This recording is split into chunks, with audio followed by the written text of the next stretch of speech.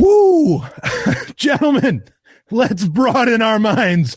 Lawrence, young and old, gather round. Everybody hail the new king in town, baby. It is the Golden Stallion, the man of tomorrow, Sabzu, the rated R radio star, the thriller that is Sobzilla, baby. And I am ready for you. It is our our December live Hangout Q&A. Doing it early this month.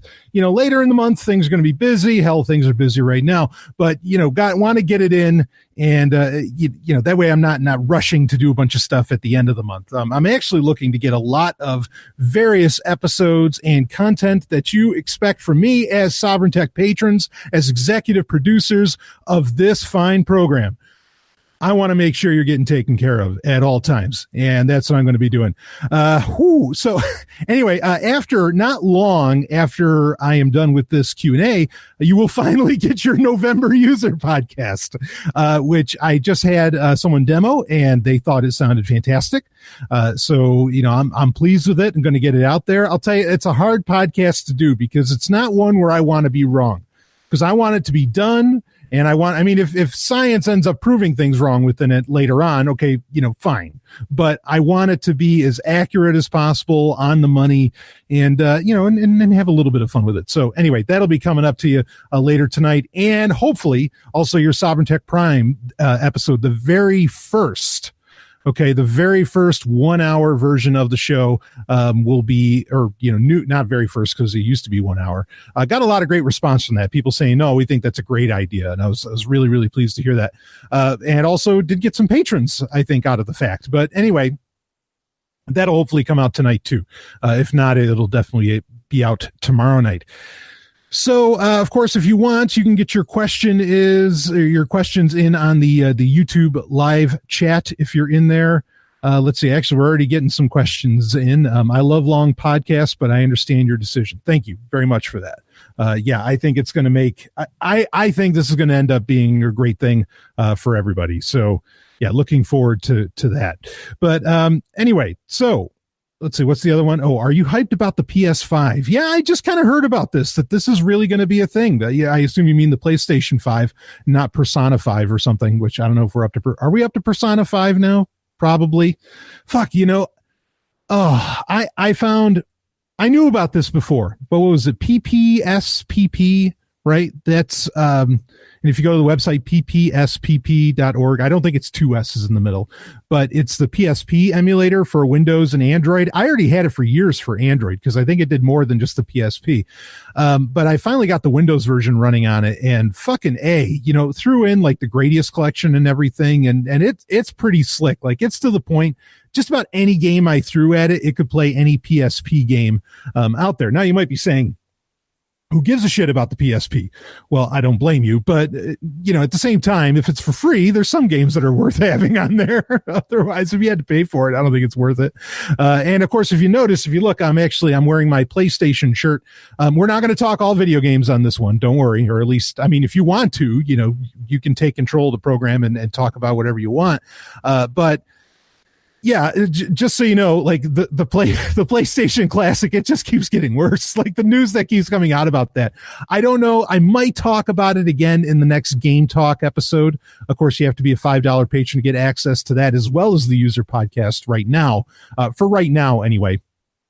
But yeah, like the news just keeps getting worse with this thing. The reviews, the honest reviews, which are the bulk of them, for once, are just brutal on this fucking thing, and it seems well deserved. And for $100, it really is crazy. So I don't know what the sales numbers are. I can't wait to find out, but we'll see.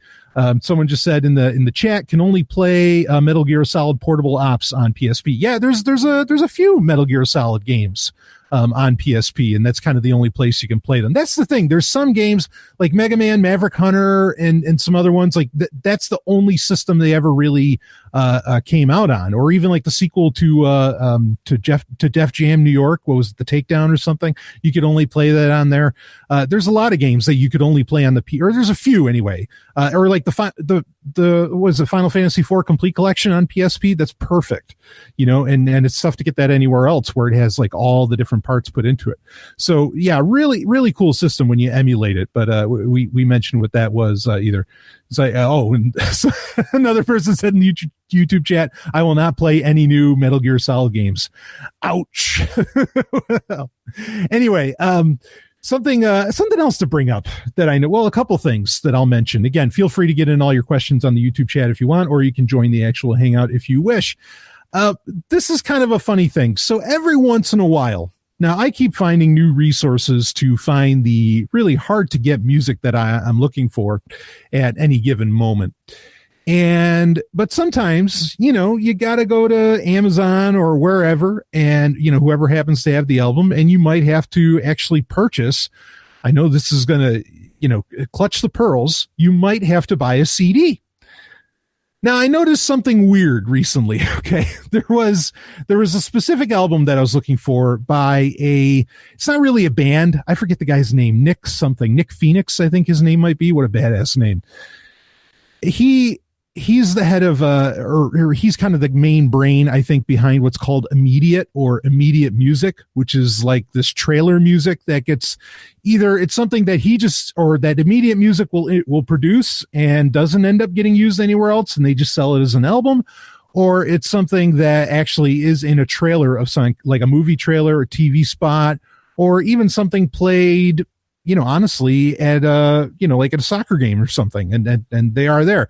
So I was looking for a specific album by them that I couldn't really find anywhere else. I do have the bulk of their collection, and I was like, oh shit, well, I guess I have to go to Amazon to find this. And I'm looking at it, like it came up with it, and it said, and this is the funny thing, and this has happened to me a couple times over the years, and I don't grasp this at all. Okay. like the economics around this just don't make any fucking sense. So they had the MP3s, which is what I would prefer. I don't need, my shelves don't need to be stocked with anything, and I don't want them to. Okay. Especially right now. So just not interested. So I don't want a CD. I really don't. Okay. I want, if I could just get the MP3s at like 192, or I think Amazon offers them at 320, fine. Okay. I'll take that, and then I'll put it on my NAS, and away I go. But they had the MP3s, and the MP3 album, not a long album either, was $10.99. Now, whatever. I mean, that's certainly better than what we used to pay for music back in the, the 80s and 90s, when we'd buy a CD that would cost literally $20 or more. And the funny thing was that, so the MP3 album was $10.99 for this album by Immediate Music. The CD itself that you could buy, the physical CD, brand new, still wrapped and everything. And I can tell you, I have it right here. It's right next to me. Okay. It's still packaged up. This wasn't it wasn't something coming from or if it was coming from a third party dealer, it didn't really matter because it was brand new, but it came with Prime. So it must have been in one of Amazon's warehouses. The CD was an add-on item, right? So you have to spend up to like $25 for an add-on item to get shipped to you. Was an add-on item that only cost like $3, literally $3. And the MP3 was $10.99. Now here, but wait, there's more. Okay. Not only, all right, did the CD cost more than a third, or like a quarter of the price of the MP3s. And there weren't like extra MP3s that came with it either. I looked into that. Sometimes there's bonus tracks, maybe because it's digital. That happens a lot with iTunes, right?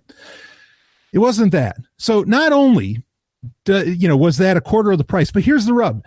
Amazon has this thing called like instant rip or something like that, where when you buy a physical CD, now, this isn't true for everyone that you buy from them, but I think if it's one that Amazon, I guess, has in stock and has some kind of license with, if you buy the CD, or I think it's auto rip, I think that's what they call it. If you buy the physical CD, they will add the MP3s to your Amazon MP3 library for you to download. So you can get the music right away, and then you just have to wait a couple days for the CD to come, but you could still start listening to the MP3s, right? So here's the goddamn funny thing. if you haven't figured it out yet, is that you can get the MP3 version of the album, which is normally $10.99, and the CD for a quarter of the price of just buying the MP3 album. Now this happens like over and over again, and including it's also usually like with add-on items. There was like a Starship Greatest Hits, or Platinum and Gold. It was this very interesting series of greatest hits that were getting sold throughout the mid-aughts, where there would be like extra live tracks and some other things. They're actually worthwhile getting. Anytime you have an artist who has a Platinum and Gold, like that's actually the name of it, Platinum and Gold, greatest hits album, you want that Platinum and Gold greatest hits album because it has oftentimes some really exclusive shit. And so, but the same thing happened where, okay, 2 days later, I got the brand new fucking CD that I'm just going to resell like on eBay. Okay. And, make the money off of it, and I'll sell it for more than Amazon was selling it for because it's brand new. I don't have to open it because Amazon auto-ripped the CD for me and gave me the MP3s. That's perfect. All right. But I don't get it. I don't understand. How does that work? Especially when and same thing with that Starship Greatest Hits was Amazon was offering the actual album for like $8.99, but I got it for $2. The physical fucking CD. I don't know. Maybe it's just liquidating stock and somehow that makes sense for them on an economic level. It's the weirdest goddamn thing in the world. But something to look out for. Like, even if you think you don't want the physical CD, see if it does auto rip on Amazon and just buy the physical CD. And hell, if you want, download the MP3s and return the CD to the Amazon. If you just want to get the money back. Because you can download the MP3s right to your computer and then you got them forever. I mean, the Amazon, at least not yet, they can't reach into your computer and take your MP3s away from you, as long as you keep them stored elsewhere. And they're certainly not getting their hands on my NAS. Fuck them. But anyway, just a really, really funny story that I don't get it. It's happened multiple times. I got to grasp the economics of this. Sometime I'll figure it out. Let's see. So let's look in the YouTube chat here quick. And we've got, I will stop at Metal Gear Solid 5 if I ever get to it. Okay. Yeah. So that's referencing, the Metal Gear Solid conversation. On this new podcast, are you going to still have those special guest podcasts where you and guest hosts discuss philosophical issues? If you're meaning, will I have guest hosts sometimes on the 1 hour Sovryn Tech Prime episodes? Yeah, I still plan on having, guests and co-hosts. In fact, in the new intro that I was cooking up, it makes reference to co-hosts. So that's still going to be a thing. But everyone's schedule has just been absolutely fucking insane, honestly, since the fall started. So it's been tough to really make that work. My schedule is bad enough, to say nothing of anyone else. So let's see. Okay, what's the name of that post-quantum computing book you stated that you have read? I think the actual title of it was just post-quantum cryptography. I think that was the name of it. I would have to look that up. In fact, I'll type it in quickly, and I'll just keep talking here while I do so. There's a new. You're going to hear a little. There's my mic arm. There is a new, believe it or not, Blade Runner animated series coming out next year, which is kind of perfect, right? If you're a Blade Runner fan, you know the deal.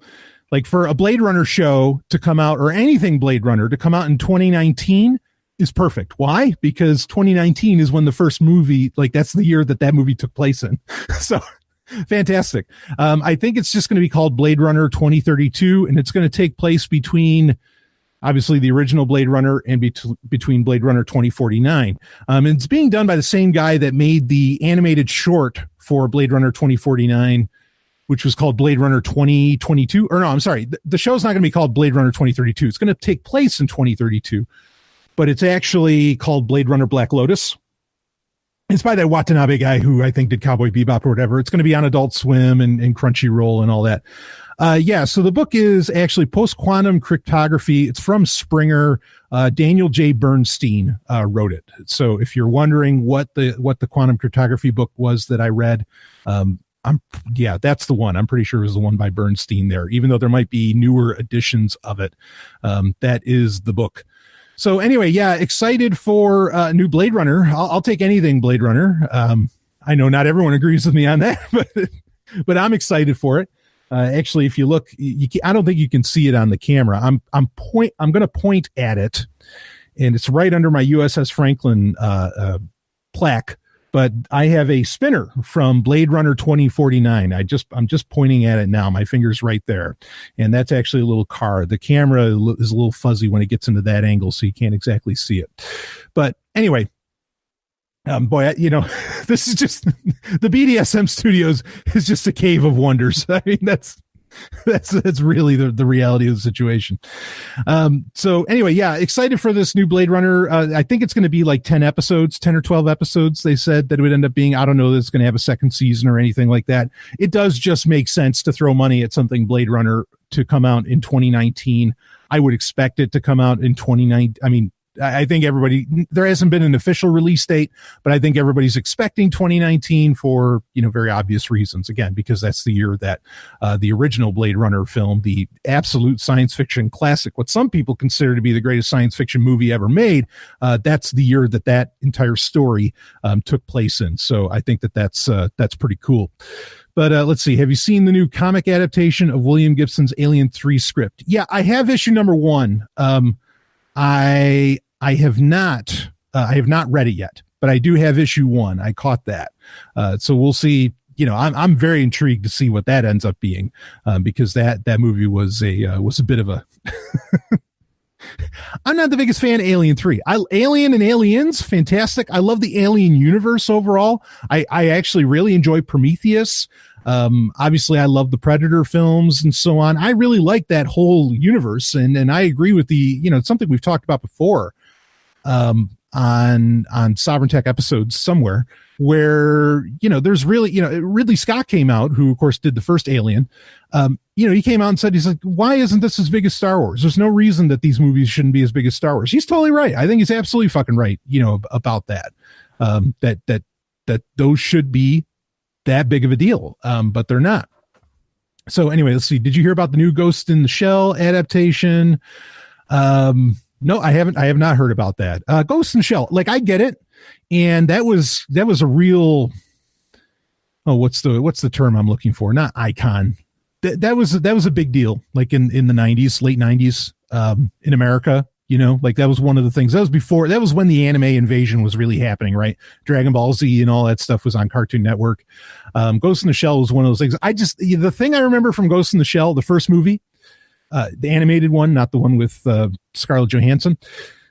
The thing I remember and I guess I was a teenager when it first came over to the States and I saw it, was like, it just opens up with this really weird, like the music in it is, I mean, it's Japanese, balls to bone, but it just opens up with this, like this really weird fucking, and it was so jarring. I remember watching it, and I think I might have even been in my apartment or something, but I remember watching it, just go, what the fuck? So I like Ghost in the Shell fine. I'm not the biggest fan of it. It's not like the first thing I run to when I go to watch anime. It's not Sailor Moon or anything for me. But right now I'll look into it. I always catch whatever's latest with a lot of the big franchises as far as anime goes. Let's see, another comment here. Alien 3 is greater than Alien Resurrection. Absolutely. And I bring up Alien. I love talking about Alien Resurrection. I saw that in theaters, goddammit. And that movie, honestly, I mean, it sucks pretty hard. And I love talking about it because everybody thinks Joss Whedon is fucking God. And I'm like, yeah, no, that's the guy that made Alien Resurrection. You talk to me about him being God. Okay, right, exactly. Fuck him. Let's see. Do you buy the theory that Hollywood is making movie remakes to appeal to a larger Chinese audience market? I don't know if that's why they're making remakes. I haven't exactly heard that theory. I do think that, and I've talked about this before. I think there was a movie with Matt Damon called The Great Wall. And when I did the review of that, I did talk about how I think that a lot of critics in America, a lot of moviegoers in America don't understand that a lot of movies today, I don't know about the remakes, but certainly a lot of movies today are not being made for them. They are not the target audience. Okay. Americans are not the target audience, nor are Europeans, nor is the fucking West, whatever the fuck that means. Okay. Western civilization is not the point. The real audience that they're going for is the Chinese market. Okay. Absolutely. And of course that makes sense because like what are what are you constantly hearing the MPAA and whoever else complaining about in America and Europe? They're complaining about piracy, right? Now, not to say that doesn't happen in China, okay, but in China there's this real, like, I almost want to call it iPhone syndrome, okay, where there is this prestige that comes with owning things that are American or things that are American. And if you want to, in fact, I've heard other people talk about this before. Like if you're, I'm just going to call it like it is. If you're a white guy in China, you can actually make money just hanging around Chinese people, because that Chinese person will be considered really fucking cool just having a white guy around them. You understand? I'm not saying it's right or wrong. I'm just saying that that's how it works there. So when you have these American-made films with big-name American actors, like, one of the hot things to do is to take your gal to the movie theaters there, okay, and impress them by having them see, like, this new breed of film that is clearly being targeted, that is stylized towards the Chinese market, okay? So now, as to where in America, what's the cool thing to shine on a gal, right? Or guy or Z or whatever. The cool thing to do is to not have to go to the movie theater and have them watch it with you at home, right? And be like, oh yeah, I got my Kodi box here, I got my pirate box, whatever, and check this shit out. And we're going to watch a movie for free. The exact opposite in China. Okay, that's the deal. And again, not to say that piracy doesn't happen there, it most certainly does. But there's again a level of prestige that comes with that in America just doesn't exist. Like, there's no real prestige the only prestige you get in going to the movies in America is if you're going to a red carpet premiere, right? If you're actually going to see a major film there, that's, like that is on opening night, and all the, the director and the actors and everybody are fucking there. That's the only prestige in going to cinema today. Okay. And that's a major problem that a lot of movie theaters are, honestly dealing with today. And, it's even more than that. Like, I think part of, and this is something I don't think people consider as far as American cinema goes, and I don't mean American movies. I mean, it affects American movies, but I'm talking about the bottom line, the dollar signs that affect the movie theater. Things have changed, with, like, say, younger people. Okay. And I'm not saying this is a bad thing necessarily. And I'm not going to get into specific ages or whatever, whatever. I'm just saying that younger people, okay, don't have to go to the movie theater anymore because of certain cultural shifts in America, which largely I think are okay. They don't have to go to the movie theater to make out with a gal or to do whatever the hell they want to do with a gal. Like, people are just kind of seemingly more accepting of whatever that stuff goes down. That's all I'm going to say about it. But let's be clear here that a lot of what was pushing the drive-ins, what was pushing movie theater going by younger people and so on, and again, not talking ages, it was the fact that it was just a place to get away from the parents. And I can speak to this personally. I'll say for me, and I don't even mean with gals, like with actually me going to the movies, me and gals going to the movies, very unique animal. Okay. Like, I'm very different as far as this goes. And this surprises people. Like, if I wanted to get it on with a gal, the last place I would go to would be the theater, would be the movie theater. Why? Because if I'm going to the movie theater, I'm a cinephile. I take movies pretty fucking seriously. I want to see the fucking movie, this ain't no time for bullshit. You might have a little fun in the movie theater, but I'm not going to go, whole hog or anything, while I'm in the movie theater. Okay. But at the same time, when I was really young, like, the best thing in the world was that, when I'm talking like when I was like 10, 11, 12 and going, up in ages on that, is like my mother would say, oh yeah, go ahead and go see Hackers. Go ahead. That's the first movie I ever really saw in theaters alone. Yeah. Go ahead and see Batman and Robin. Go ahead and go see Mortal Kombat. Go ahead, and go see these things. And they were moments of freedom because my mother felt, it's like, well, he's going to be staying in the theater. He'll be fine. But she left me alone. And that was such a powerful fucking experience, to be able to do that. But then also, that's another thing too, is that a lot of parents, the flip side of you not needing to go to the movie theater to get it on with your best gal is that parents also don't trust leaving their kids alone anywhere anymore. So there's some real money being lost. I mean, by movie theaters, just because of cultural shifts that have happened here. And that's to say nothing of the entirety of what's going on, within China that we were describing, where it's a matter of prestige of taking someone to go see an American movie. It doesn't impress, anyone in China if you can just stream the movie to your home. Nobody wants to be at home, because a lot of I'm not going to go down that road. Okay. I know I actually have Chinese listeners. Okay. And I'm not going to insult anything, but you get my point. So yeah, that's what I think. As far as the making movie remakes to appeal to China, I don't know. Maybe that's part of it. I think that really just comes down to, that's more of a demographic. What is this? Like a demographic circle. I know it's a horrible name for this guy, but there's actually an economist who I'm a bit of a fan of. His name is, he's not anarcho-capitalist or anything like that, but I think he's right regardless. His name's Harry Dent, and I think he wrote a book called The Demographic Cliff. I haven't talked about it in a long time. It came out a few years ago, maybe like 2014 or maybe a little before that. But he has this whole theory that there's like this demographic cycle where you can continually like reintroduce things kind of every generation. You can just keep reintroducing and reintroducing. And so the purpose of remakes now, in my opinion, are, movie remakes that Hollywood's pushing out there, or even cartoons or TV shows or something, that reboot or something, is that now you have, the money making demographic is the people that, grew up with, I don't know, what's a remake out there right now?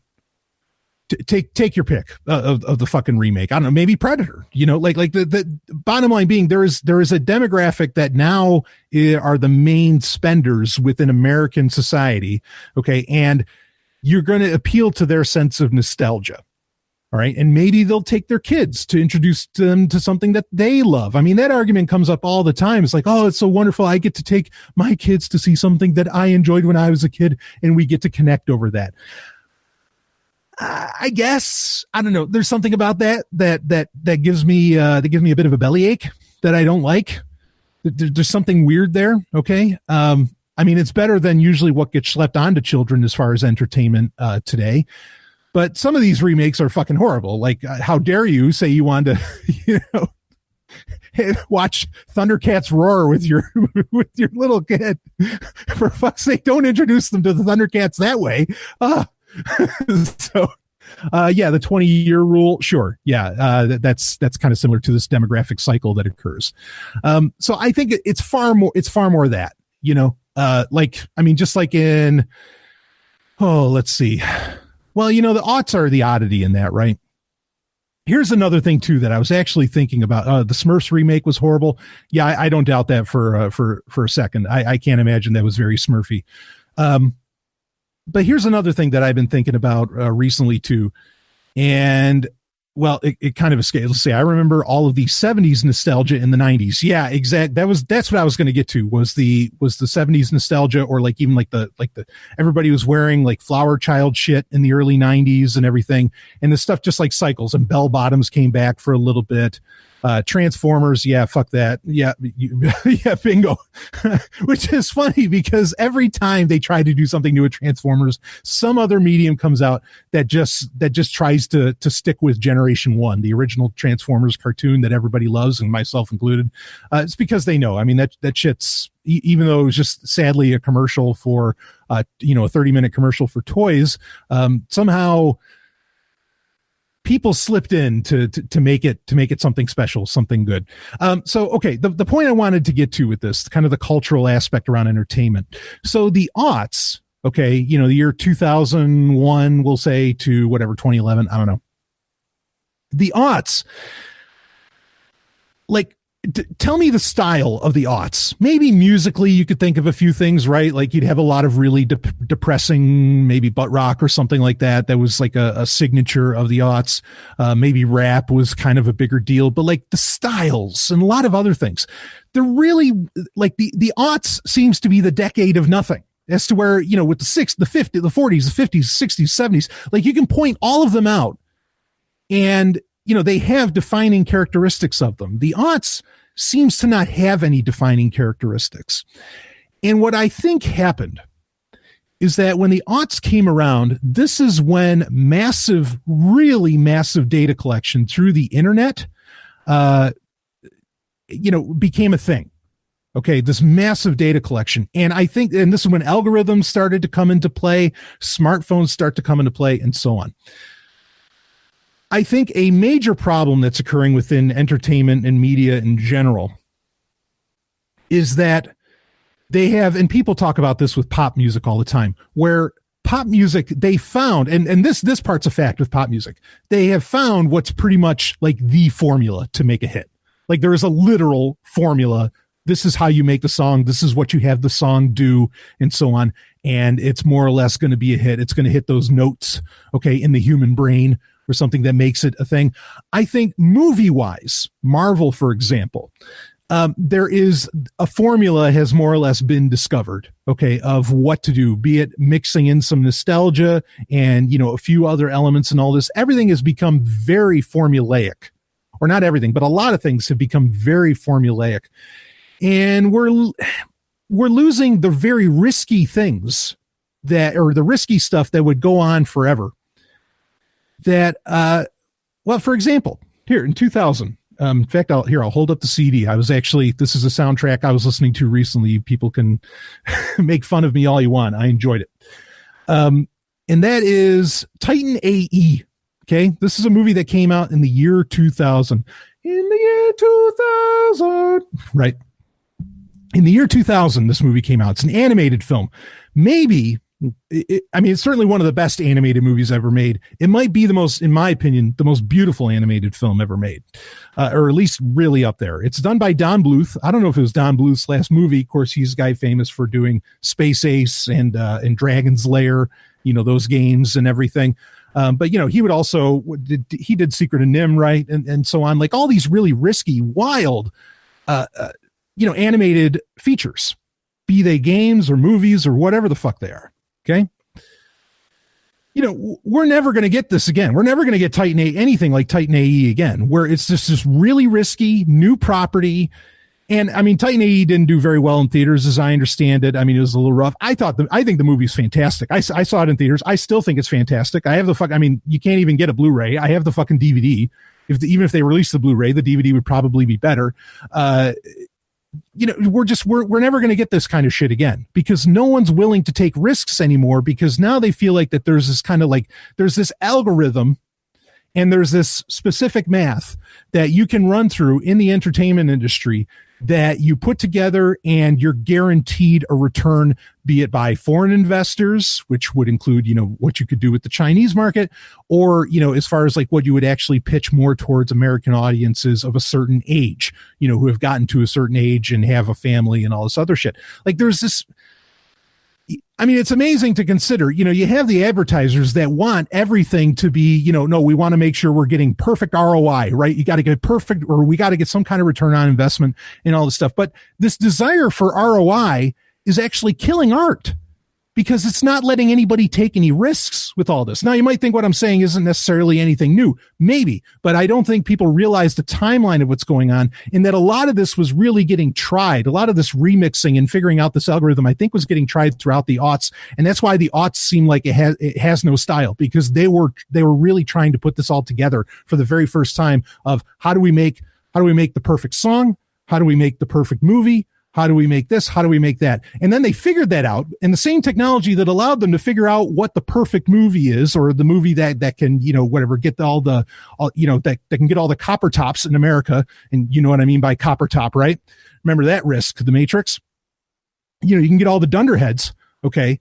They can, they'll fall for it every time, and they'll lay down the money or whatever. And, but now what happened is that same technology that allowed them to come up with that algorithm and that was collecting all that data allowed for the democratization of all that data to where piracy could be a thing.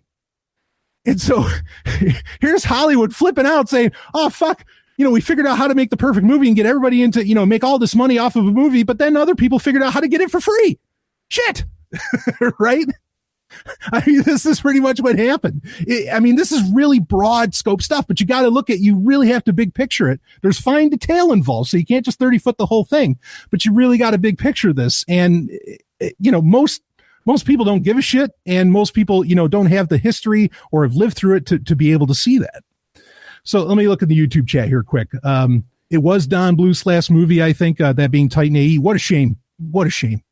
Because that is such a gorgeous fucking style of animation. I miss Don Bluth. I miss those kinds of movies, but we still have Titan AE. So great. I work in a high school. The 90s are back. Every other kid is in a jean jacket. Yeah. I've noticed this. I mean, and I'm not like displeased because I get to take advantage of it. And if younger people, even people in their 20s or something like that, if they're all into the 80s and 90s and shit, dynamite. I get to hang out with them, so whatever, because I'm into their shit, baby. I'm a walking encyclopedia of the 80s and 90s. The 80s and 90s, like it all came together like the midichlorians for Anakin Skywalker, and boom, Brian Sovryn was born. So, hey, great. Like, I'm not going to complain about that one, but yes, you're right. The 90s are back. I agree. In fact, I've seen young people walking around wearing like Def Leppard shirts and shit. And I'm like, oh, great. I sure as hell didn't complain. Let's see. Yep. I was just thinking the other day that we'll never get another Ralph Bakshi. Ooh, good. Oh man, deep cut. The American audiences today could have poorer tastes too. Yeah. No, well, I think most American audiences have never really had great taste. Frankly, there was a time where American, like say music could really flourish. And they were into stuff then, but well, anyway, that's another conversation. You don't like 3D animation. I do. 3D animation, if you mean like CGI animation and stuff like that, I do like that. Actually, another one of my favorite movies that didn't come out too much after Titan AE was Final Fantasy: The Spirits Within. I think that's a great movie. I think people are crazy when they rip on that film. That film is majestic. That film is brilliant. That film is, there's nothing else like it. Not really, other than maybe part of the Animatrix where they use the same polygons as what they used for Dr. Aki Ross in actually from Final Fantasy Spirits Within. And again, that movie has nothing to do with Final Fantasy. It has absolutely fucking nothing to do with it. No, I think that's just a masterful film.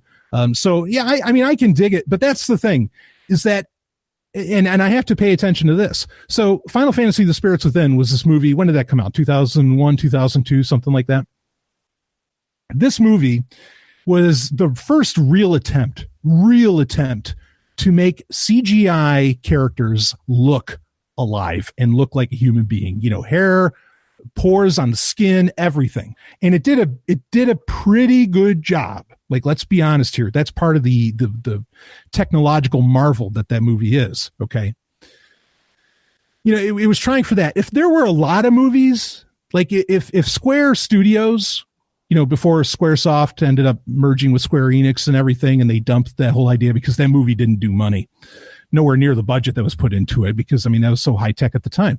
If Square Studios kept going and they made more of those kinds of movies, if that kind of movie became popular, maybe I wouldn't look upon Final Fantasy: The Spirits Within as so fondly and, with so much respect, because it would be like normal, right? So I don't know. Of course, there was Advent Children, right? The Final Fantasy VII movie, Advent Children. They used the same technology. That was great too. But if there was like a ton of those movies, maybe I wouldn't look at them so well. I think bringing this kind of full circle about 3D animation. Okay, I think the PlayStation Classic might actually tell part of this story. One of the common complaints with the PlayStation Classic and with a lot of those games that are on there, even if people say they like the games, they're like, well, yeah, but these look like shit because it was like this really weird early days of 3D animation and so on. And that's true. I think there is something to the hand-drawn or to the two-dimensional. I don't know. I think there's something in the brain that we don't really recognize. Okay, that when we see something like a two-dimensional flat bit of art, say on a screen, if we're watching Titan AE compared to watching 3D animation like something out of Pixar, which, I mean, some of those are really great movies, but I don't know. There's something that sticks with us longer. There's something that allows that to age better. We give it more excuses for how it looks when it's not 3D animation. Okay, which again is true with the PlayStation Classic. Compare that to the SNES Classic, right? The SNES Classic, nobody argued about the graphics. They're like, oh, these graphics still hold up. This still all looks so good. But then you go to the 3D animation of the PlayStation, and people are like, holy crap, these games look like shit, right? There's something there. I can't explain it, and no one's ever bothered to explore it. I guess that's why Sovryn Tech exists. But I can't exactly explain it. But I think there's something to that. Let me read more from the comments here. Let's see. The aughts are when every previous decade collided. That's the style, looking backwards so it doesn't seem very distinct. Yeah, no, I think you're right on that. But I think part of that was intentional. Or it's not, but and I think part of that is very intentional, that they were trying to bring together every style because they were really trying to mathematically figure out, okay, what is like this perfect piece of music or movie or whatever that we can put out there that kind of has everything and that will get everybody into the movies. And I think they figured it out. That works for the average person because, of course, the world is designed for the average, right? It's not designed for the people that figure all this shit out. It's not designed for, the intelligent folk out there like listeners of Sovryn Tech. I think they put it together and they did figure it out, and they started running with it. But then the problem was that this, again, like I said earlier, the same technology is what allowed for it to be consumed for free. And so they got fucked. But anyway, let's see. Have you seen the new Karate Kid TV series? If you're talking about Cobra Kai, that was brilliant. That was amazing. And I think Google was willing to be risky because YouTube Red was doing so terribly that they just took the shot and they said, we got to go for it and just try and make something really, really special. It was just shotgun approach, So yeah, the Cobra Kai's, I love the Karate Kid movies. I mean, I really love them, especially Karate Kid Part 2, and Part 1 was great too, but Part 2 was great. I even like the next Karate Kid with Hilary Swank. I thought that was awesome. But yeah, the TV series or the YouTube series Cobra Kai, which, brings back Ralph Macchio and everybody, it's a direct sequel to the actual Karate Kid movies. It's not a remake like with Will Smith's son, which I thought was horrible. That's doing huge, rave reviews. I don't know if it's doing money. It might not be doing huge as far as views, but the critics are all loving it and everything because it was a risk that YouTube took, because everything else that they were trying the formula and all this stuff, it wasn't exactly working because people had to put money down first, right? They had to pay for it to be that. But then when you're just trying to appeal to critics, well, something like Cobra Kai would end up working. That mid-90s movie by Jonah Hill was horrible. I'm not sure if I remember what that one is, but anyway, regardless, this is a great conversation to have because it's everything. It's entertainment, it's tech, it's ethics, it's philosophy, and so on. LOL, why didn't you like the 2010 new Karate Kid? Was it because it was too cookie cutter?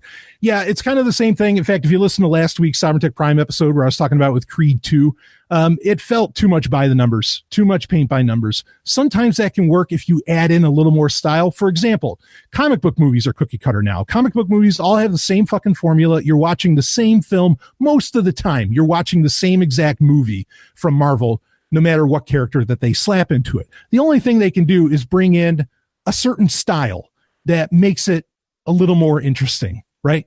Like Black Panther makes it a little more interesting because you get the Wakanda, style and everything, and you get all that.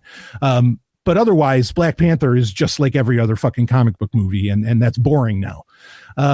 Or another example would be Doctor Strange. You bring in so much weird visual style and all that, and granted, Benedict Cumberbatch is a hell of an actor.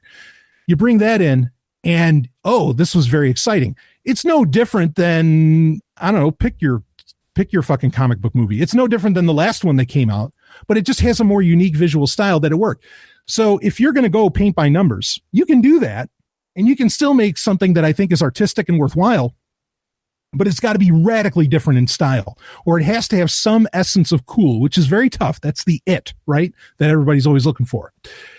You have to have some kind of sense of cool, and that 2010 Karate Kid movie just didn't have it. I mean, it just didn't, and it's nothing against Will Smith or his son. The movie just didn't fucking have it. Loved Cobra Kai. It was so much better than I was expecting. Yeah, same here. Granted, I didn't have high expectations, so that's something to bring in as far as that goes. But I thought Cobra Kai was fucking brilliant. I really, really enjoyed that. And I mean, and that's another thing too, where like, when did you ever expect to see Johnny and Daniel, Daniel LaRusso, hitting the mat again? It was just like with Creed 2, where it's like, holy shit, it's 2018 and I am seeing Ivan Drago and Rocky Balboa back in the ring. What? I mean, that's pretty incredible in itself, but just Creed 2 had kind of too much, going wrong with it as far as that goes. Or it was too paint by numbers and there wasn't enough style to make up for it. Okay.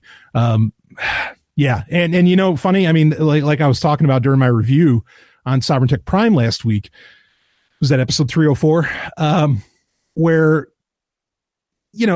like Rocky kind of created this formula of I think like what the masses can really love out of a superhero movie. It's ironic because it really did. But I guess because it's first, it's still thought of in many ways as best, or people just don't realize that it created that formula. And because it's different enough, because it's not actually about comic book heroes. It's something that everybody can kind of watch and it doesn't fall prey to what a lot of people are rightfully so now complaining about. Like, okay, like Venom was good, but that's it. It was just kind of good. Like, but you could tell, you could feel it in your bones that it was just following some kind of a weird pattern that every other Marvel movie was really following. So anyway, wow, got a great turnout for this episode. Thanks so much, everybody. We're still going. We still got a good 15 minutes. I can shift up the conversation here a bit. I was actually watching. Let's see. We got okay, I don't care for the comic book movies in general, but I much prefer the comics. Yeah, this is all right. Let me talk about that for a second, and then maybe I can share with you something else that I was actually watching just before we started the show. But as far as preferring the comics, there is an argument like that Alan Moore makes, who's the guy that made Watchmen amongst a million other great things. Okay, there's an argument that he makes. He says that there are stories that require certain mediums, meaning like he actually so he's very much into the occult and magic and all of this, right? Alan Moore is. He actually put some kind of a hex or like a curse on the Watchmen movie. So you might not want to watch the Watchmen movie because he cursed that fucking thing. And I don't know what the hell he did, but not saying that I believe in magic. All right, wait. All right. Quick side tangent on that. I have noticed recently a lot of podcasts, a lot of podcasters, a lot of these bigger guys or whatever, who are espousing, talking about the occult. And they're not talking about it from like from an objective perspective or whatever. They're talking about it as if they are practitioners and they are explaining it to you, the listener. Okay. About, they're explaining it to you like as if this is what you can do if you wanted to practice the occult or magic or whatever in your life. Okay. I want to talk about this for a second. As somebody who I feel I can look at the occult and magic and a lot of that history from an objective perspective and have been doing so for a huge chunk of my life. Okay. Looking at it, again, not being a part of it, but looking at it from the outside. It's pretty clear that in, whatever scraps, genuine scraps that you can find from people that, a few hundred years ago would have been practicing black magic, or like things that are the occult and not just some pop occult, that pulls from this and that, is that you really can't tell. You don't share this with the masses. And in fact, like it's not even, by their own claim, it's not going to work if you're sharing it with more than one person. You yourself, as say the teacher. I mean, it almost smacks of Star Wars, like the rule of two. There's always the master and the apprentice, and you can't have any more. Now, that doesn't mean, in magic and black magic and the occult and so on, it's not like there can't be a bunch of masters and apprentices, unlike in Star Wars with the Sith, where there can only literally be two people that are Sith. You can have a bunch of these, little groups, but that's the thing, is that, a master really can only have one apprentice. Otherwise, it doesn't work because the attention can't be paid. The attention to, I'm going to use this phrase, the attention to intention which is what magic is all about, can't be properly done, can't be properly expressed if there's more than two people involved. So I'm just going to call it right here. I think most of these people that are espousing like some kind of occult spirituality, or that they practice black magic and they want to show you on their podcast how they're going about it and they want to talk about it and everything, I think they're all full of shit. I think they don't know a goddamn thing.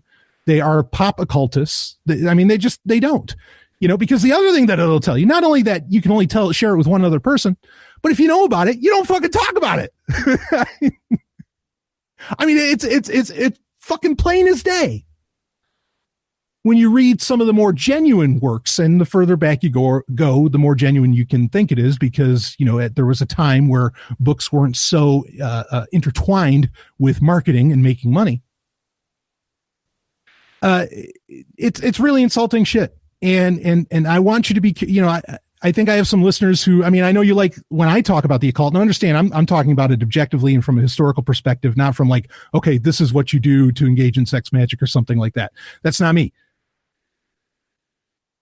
But if you're listening to people who that is what they do, treat that very specious. I want you to be like worried about those people, because again, they are doing it wrong just from the get-go. First off, they're doing it wrong because they're telling you about it. Potentially thousands or maybe even millions of people in a podcast. And second, because they can't really show you anything, because they're not, again, their attention they can't put all of their attention on the intention between two people, and only between two people. And you can find this principle throughout any kind of supernaturalist belief. Hell, it's even in Christianity.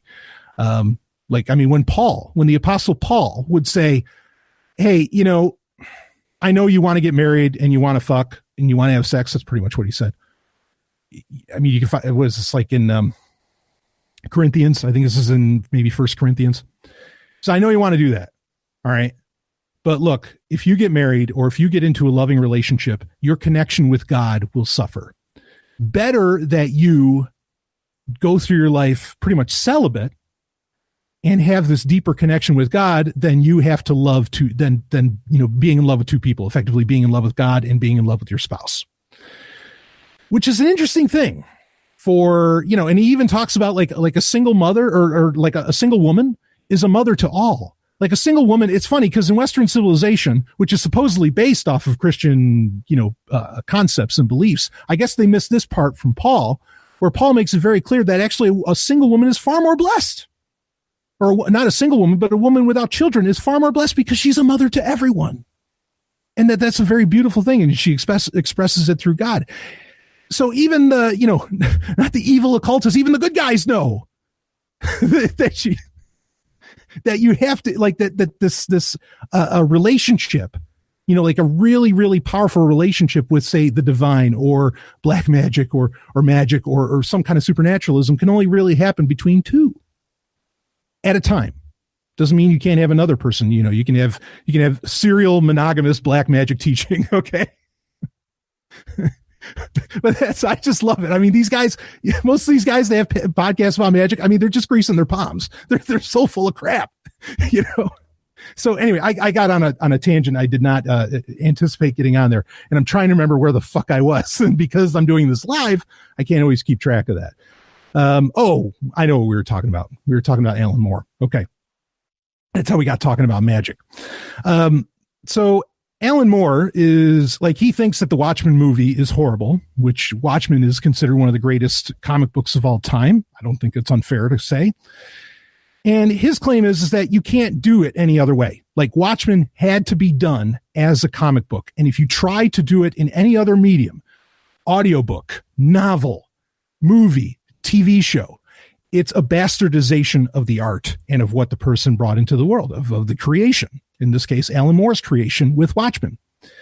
And I think that's a very fair point to make, is that to really get the power of comic books, all of these movies, by and large, are a pale shadow of what the comic books deliver to you or what they can deliver to you. Okay. You could say there's great comic book movies out there. There are. No doubt about it, though, they are wholly different, than what than what the comic book generally delivers. For example, great comic book movie, greatest comic book movie of all time, right? 78 Superman.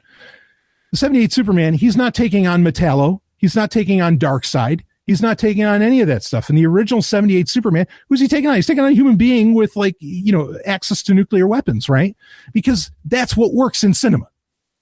As to where, you know, you can't like develop the villains in the same way. And I think that's why a lot of people feel, fuck, you know, all these Marvel movies, yeah, they're great, but the villains are always getting the short shrift and they don't work. And that's because to develop both a hero and a villain, okay, I mean, it's like the old Chimera and Bellerophon, right? You know, to create the ultimate hero, you have to create the ultimate villain, you know, the Chimera. And to do that, you've got to have monthly entries. You know, you have to do a comic book style to create these really great villainous characters that define the hero, right? Like, I mean, how does Batman have the Joker? Hell, I was quoting the Joker at the beginning of the episode. Okay. How does Batman have the Joker and like this grand cast of villains that he gets to take on, which allows him to even be the hero? Is because comic books can come out far faster than any movie can, or TV show, or a novel, or anything else. It's a medium that can really get done quick. And so, yeah, it's true. Like, comic books are absolutely, by their very nature, are superior to the films. They have to be, because, you know, just the way that they get distributed, the speed with which they can get done, in the time, in the very unique way that they can present all of the characters and not just the hero. So, yeah, I think that's totally on. Let's see. Let me read a little bit more from the YouTube chat. It's amazing that we got adaptations of less popular comic books in the 90s, like The Crow. That would never happen today. Yeah, I agree with you. You know, again, that goes back to that risk that people were willing to take still at the time in the 90s. I think the idea of like a prestige film is largely dead. And I've talked about prestige films a lot, where movie studios would literally make movies that they knew were not going to make money, and it was just to please the critics. That is gone. Or at least that's all I can believe, is that is completely gone. Now everything has to make money. It has to be lowest common denominator, so you can't get great art just because of that. But it has to be lowest common denominator.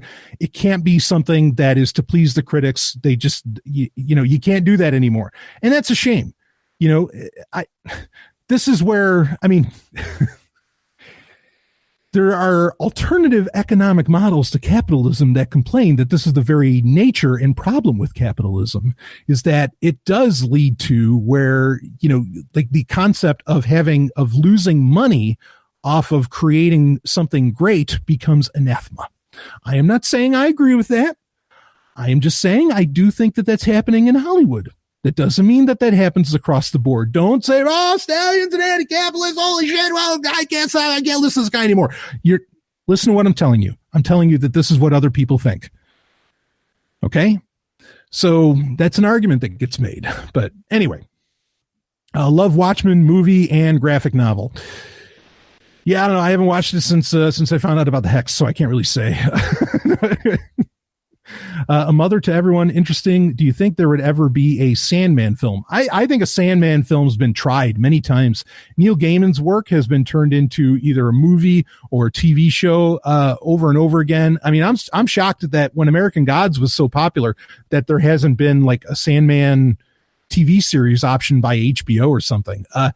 But that's one, you know, with Sandman, that's one where I think it would lose itself, becoming either a TV show or a movie, because that is so weird. That relies so much on the surreal art of the page. You know, now Sandman is kind of turned into its own. I mean, I know it's part of the greater, or it became part of the New 52, became part of the greater DC universe, even though originally it wasn't. You know, now the characters are treated just like other comic book characters. But at the time, Sandman was really like weird shit. And the art style was just as important as the words being put on the page. Okay. So I think that would lose something if it did become that. I love Sandman. But me personally, and if you want to see it, that's great. I'm just saying, me personally, I don't care to see a movie or TV show, you know, made from Sandman. So we're actually at the 5 o'clock. Normally I only run an hour, and we are totally at that hour. I do want to, I want to share something with you, and I'm going to put the link in the YouTube chat here. So give me a second while I do that. And bingo, there it is. And if I think of it, I will also put it in the show notes for this episode, which, by the way, because I'm going to have so much content coming out later tonight, this episode, the audio of this episode, which usually I release an hour or two after the Hangout is done, I'm not going to release until tomorrow. So those of you that were watching live, you don't have to wait. You got to hear it live and see it live, and you got to interact with me, of course. Anyway, so the TED talk that it is a TEDx talk. I should be specific about that. The YouTube link that I just shared in the video of this, and like I said, I'll try and put it in the show notes for the audio version of this episode as well, is a talk about 17 minutes by Brad Gibson, who is, in the world of astrophysics. I mean, this guy is right now, he is really a giant. This is not, it's a TEDx, and sometimes it seems like they'll let anybody talk at a TEDx talk. Fuck, they gave Eric Bischoff a TEDx talk. I couldn't believe it. So it's like, it seems like anybody can talk TEDx, right? But this guy's totally the real deal, he is hardcore science as it gets and so on. He gave a great talk that I would love everybody to check out. I'd put it in the newsletter, but I'm not going to be restarting the newsletter just yet. So I don't want you to wait for it. But he gave a great talk where he talks about, again, we're talking about one of the top astrophysicists in the world. And he's like, look, I'm a romantic at heart, and I'm hoping that there's alien life out there. And I get it. And even, in fact, putting it together with the conversation we were just having, he says, look over the past 7 years at the top grossing films every year, and it's all about aliens like coming to Earth or something like that. He says, he knows everybody wants to see this. He said, but we need to deal with the harsh reality that we actually might be alone in the universe. And he brings up what I've brought up many times of what it takes to, for life, complex life like ours. And again, we're not just talking about simple animal life or something like that. We're talking complex, conscious life, sapient life. He says what it takes for all that to come together is like a level of perfection that he doesn't think we can even really understand right now. And also that, he brings up all of these catastrophic events that happen within the Milky Way galaxy alone. And, basically that it's a minor miracle. And this might be a topic for a future user podcast, but it's a minor miracle that we haven't been wiped out, on planet Earth just from some kind of, galactic event. Okay. And he's bringing all that up to say, look, the pragmatist in me is what he's saying, says we're probably alone. And if we're actually going to find life, we're going to find it not way out there. He says not to dissuade anyone from looking way out there, but we're going to find it probably on the moons of Jupiter, or something along those lines. We'll only find it within our own solar system. All points that I've been making, and this talk's from 2017, just last year, all points that I've been making throughout the entire run of Sovryn Tech for 6-7 years now. And it was really vindicating to watch that and hear that. And I kind of just like caught it as a lark. Like it was just something off to the side that was like, let's see what this person says about why we can't find aliens. And it was beautiful to hear from a guy, of such prestige and obvious intelligence like Brad Gibson to more or less confirm what I've been saying for quite some time about why there isn't so much alien life out there. And I thought that was, it's really dynamite. I definitely recommend everybody check that out. It's interesting. I could be wrong. Brad Gibson could be wrong on all that. And the people that think there's alien fucking life everywhere might end up being right. But it's good to get a little sobering look at that. And from somebody who honestly, has credentials and is, well, I don't know if I want to say smarter, but certainly more interested than I am in the subject, and certainly more knee deep in the subject than I am. So I appreciated, really, really seeing that. And I definitely recommend you check that out. And it does, well, anyway, and then pay attention to that is how much of our, like quest for alien life and all that is merely, what if it's so much pushed just by the entertainment industry, because it gives them an interesting, an interesting foil or an interesting narrative vehicle to run with. Something to consider. But anyway, so all right, I will wrap this up now. But I want you to check out that TEDx talk. I was really, really just blown away by hearing somebody put it all together so well, that whole conversation around where is alien life. And it was very contrarian, which I think is good, because it does seem like every TED talk about alien life is like, oh yeah, we're going to find, well, yeah. And to have somebody finally come in and say, whoa, hold on. This is, we live in a very, very mean and nasty universe. And, it might not be, it might not like life. Not that it has consciousness, but it might not like life. And, things can just fall apart very quickly with these, various galactic events. So anyway, okay, I'm going to leave you with that. Thank you so much for everybody that participated. It was really, really, really dynamite to have so many people involved in this episode. Thank you so much. And we'll wrap it up there. And you got more content coming out. If you're listening to this live, there's more Sovryn Tech coming out tonight. You just wait for it, baby. And all right, I'll wrap it up. I will see all of you on the other side.